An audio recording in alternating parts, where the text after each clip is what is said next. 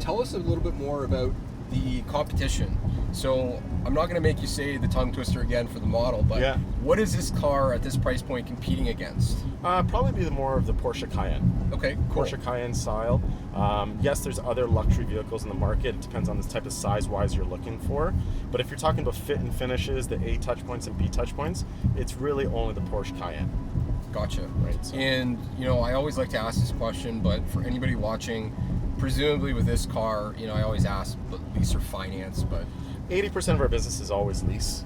We do very well with lease. We still have the traditional finance and cash purchases, but we do find a lot of our business, and I think this is a full industry point. That anywhere between 70 and 80% is where the whole industry is going towards. Lease penetration. Is lease penetration. Gotcha. Models are changing all the time. Technology that will be out in 2 years that we don't know about today is going to be a must-have, and the benefit of leasing is you can get out of one vehicle into another versus financially being so tied to a car when you pay cash for the vehicle. Of course, and talk to us, if you were to sell me this car right now, the lease term, is there an ideal length that this thing leases out for? Every model's a little different with interest rates, but the best term that I've been noticing that's working right now is either a 27-month lease or 42-month lease. Okay. It just very well with residuals and interest rates, but that has been the winner of most conversations lately. Gotcha. Yeah. And then talk about the warranty. So if you're leasing for 27 months, of course, you're probably all covered. That's right.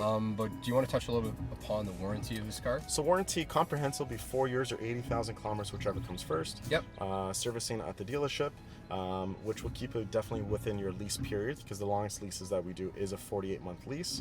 And then when it comes, the longest lease is 4-year lease. Yeah, 4-year lease. Yeah. Wow, no kidding. Yeah. It's a good statement, I guess, as a brand, to be able to confidently offer, obviously it's going to hit a pretty good residual value. Definitely. If you're keeping it under 4 years. That's right. You're confident in the product, and of course your warranty is covered. And let's fast track 42 months down the line. If it was a 42-month lease that someone selected, is we have a CPO finance. So great interest rates on the used vehicles. Do a full inspection, great interest rates, offering with additional comprehensive warranty that you can extend up to 6 years depending on the model that you're selecting again. Excellent. Okay. Right, so. And now again, I'm gonna quiz you here. Yeah. Is there a 7-seater SUV in this product's lineup? On the Range Rover, so let me, as I've told you, I'm new here, and the biggest thing is a lot of putting you in the hot seat. You're putting me in the hot seat, but the biggest confusion everyone has is the Range Rover and Range Rover Sport. Yeah. So a lot of people think, the Range Rover is the same as the Sport, it's just a sport model, but no, it's not. It's really a completely different vehicle. Okay. So a trick that I've learned for myself is the Range Rover Sport has horizontal lights on the tail lights, and then the Range Rover is vertical lights. So when you purchase a Range Rover, you can get a 7-seat option. Gotcha. But it actually reverses to the tailgate. Okay.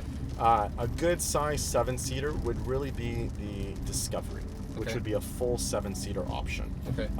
So it is an option for this, but I would definitely suggest the Discovery would be the most roomiest model for that. Cool. And so hold on a sec. You just said the 7-seater option. Yeah. Is the other way around? Yes, it's to open on the tailgate in the back. Cool. Yeah, so it's almost like a tailgating party.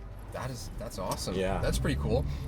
So at this price point, for $130,000, like you said, it's probably 70% of the business tends to be leasing, just Range Rover in general. Yep. For this particular car, talk about the CPO program. Let's just say you found, 2017. Yeah. Can you touch upon that? What are the highlights of Land Rover CPO? Well, CPO, it does a 170-point inspection.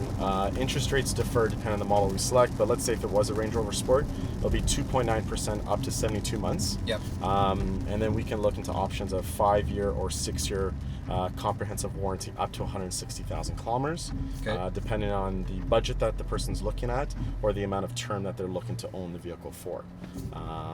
CPO is an option. You can purchase it or you don't have to purchase it. Awesome. No, that's excellent. So at the end of your lease, you have the option to CPO your vehicle.